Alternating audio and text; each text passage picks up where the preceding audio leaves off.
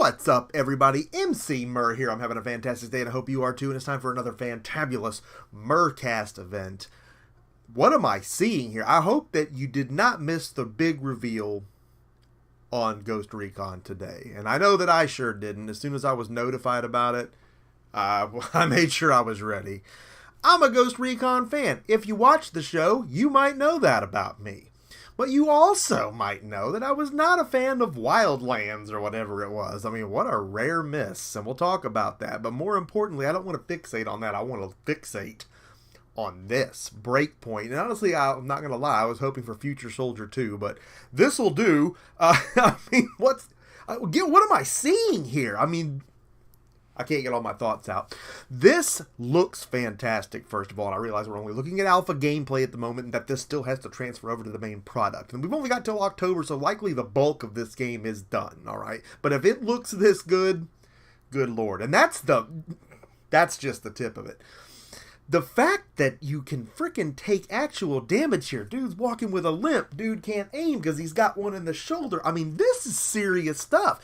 How long has it taken for gaming in general, to catch up to this point? Could you imagine playing a Call of Duty game where you actually peg somebody and he's not just running away from you full speed? I mean, he shouldn't be able to, right? But I mean, we just take that as the way games work. This is taking stuff to a level of realism that I don't even know what it's going to do to the chemistry of a game, but it's got to somehow make it extremely intriguing at this point, doesn't it? I mean, that was the single biggest thing I took away from the presentation today, was just how real this looks and how great the physics of everything can be when you add back in those those two words. What was missing from Wildlands? Sticky cover. Who?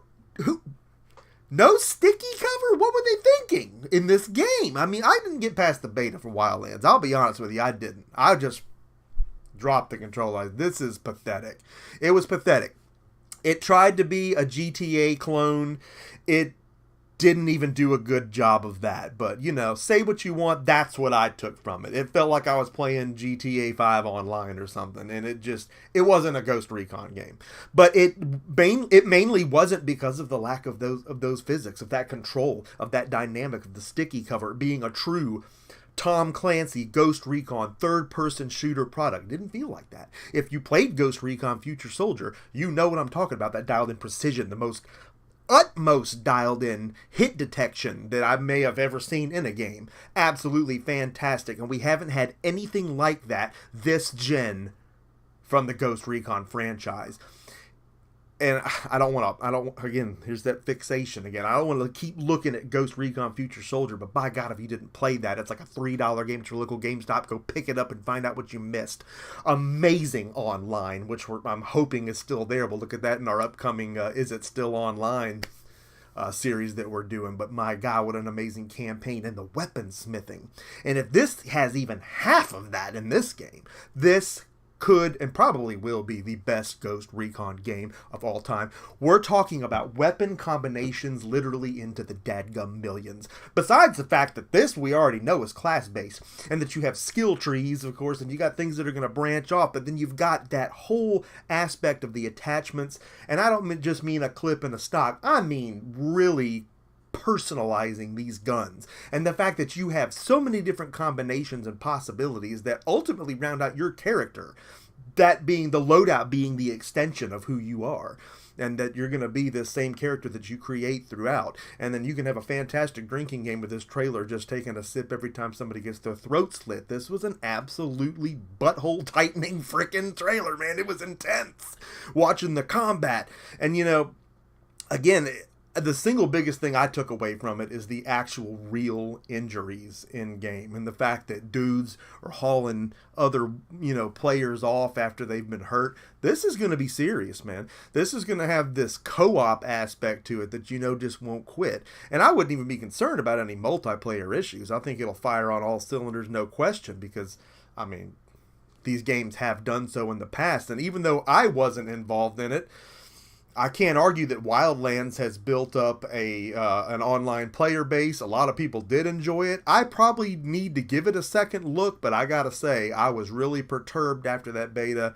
I really thought that it fell short of expectations. I really felt like it missed some serious marks of precision that we come to expect from these kind of games, from a Ghost Recon game or a Splinter Cell game. It just didn't have that. It didn't have that dialed in feel.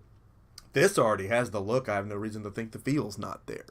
This is tremendous. And, again, this is alpha footage that we're seeing. But if these graphics transfer to the actual product that we're going to take home, this is a day one purchase. And there's no way to argue that. It's freaking gorgeous. The output, the color, the textures. If this is actually what we see. I don't normally come in here and speculate and do news, but this is not a news channel. Okay, you know that if you watch the show. But every once in a while something hits and it just smacks me so hard that I got to share with you my feelings on it, because this is something, man. This is really something. The amount of different tools and items you're going to have to utilize. You got the drones. I mean, the quad rotor drones. That was the big thing that we got. That and the sensor grenades was the big thing in Future Soldier.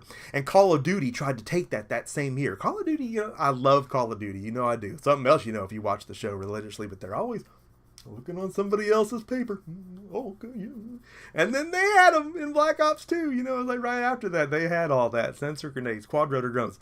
I got one parked right over here on the curio cabinet. So, Ghost Recon, man, they're always really doing some stuff that's a little bit more intense than your run-of-the-mill shooter. And when you take it, because I'm not big in on the first-person thing. I didn't do much Rainbow Six Siege. That's not necessarily my scene. But this is, man, and I'm going to tell you what.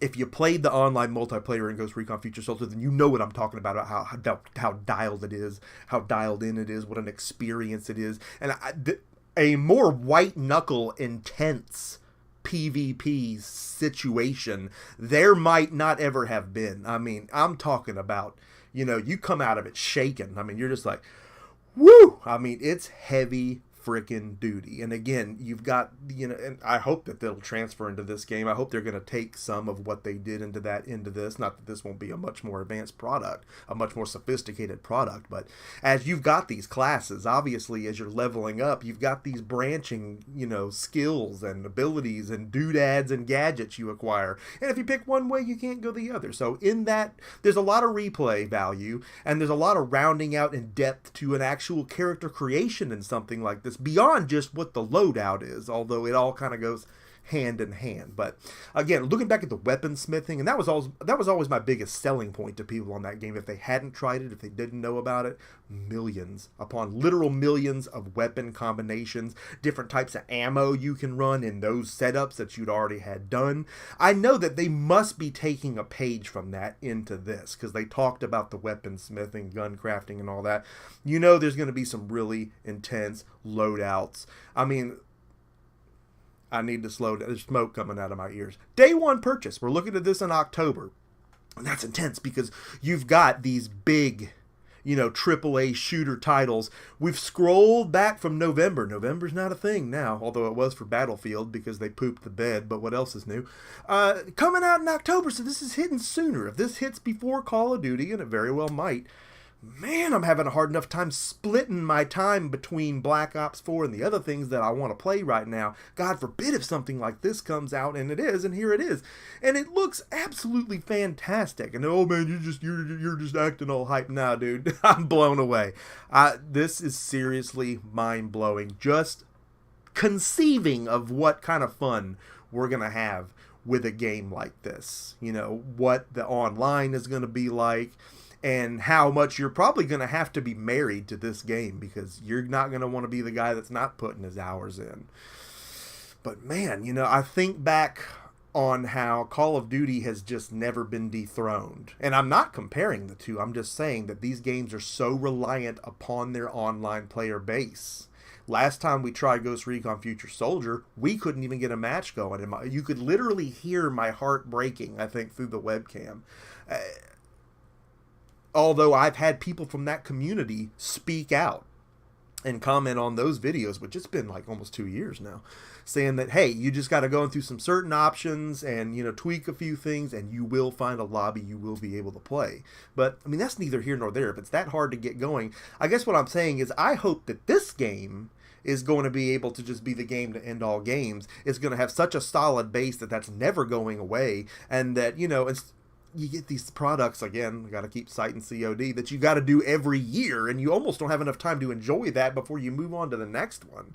This can come out. This can be around a while. This can be a game that for the next 3 or 4 years, I think could even be extremely relevant and be something that people are just hooked on and it be their thing. And again, I urge you, if you haven't played these freaking games before, because I mean, Ghost Recon runs a gamut. There's been so many, I hear people say, oh, I ain't done one since Warfighter, or, you know, I've never done one, or I played them back on the original Xbox, you know, when it was more of a tactical thing.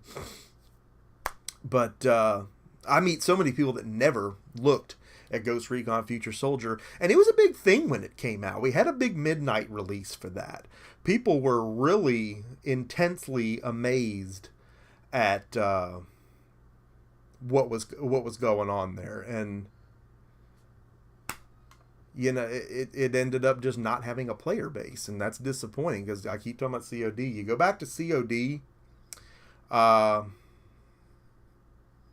there's people playing all of them, all the way back, as far back as you want to go. There, you can still get a lobby going. So it's crazy. But I digress. Looking at what we have here, just the sheer reality of what we have here, the fact that we've got real injuries, there's the possibility of weaponsmithing, the depth of what we've seen in past Ghost Recon treasures such as Future Soldier, and we've got a campaign that already looks like it's going to, you know, they don't slack in the story department. Future Soldier had a great story, had some great DLCs also to expand and to play through, and don't think you're not going to have to do that here. You're going to have to buy some expansions on this. Not worried about it, because you get what you pay for. Totally worth it. Worth every second and every penny of what I invested in that game. I'm so ready to be invested in this game. But I want to know what you think about it. Did you watch the trailer? Or are you just seeing some of this here? I urge you to go look at the recaps of what went on today and what was talked about in the presentation. I want to know what you think about everything that you saw. And are you ready to get in on this game day one? Let me know what you think about everything I said in the comment section of this video, because you know that I love getting a conversation going with you right here on the Emceemur Show. So much action coming your way. And you can bet that this is included in that action. We will look at it day one right here on the channel, and maybe other things surrounding it as the events and the news unfolds. Thank you so much for watching. Don't forget to drop a like on this video. I'm hope that you're going to subscribe to the Emceemur Show to be a part of Mur Nation, because you know that we're rising up and there's great things coming your way right here.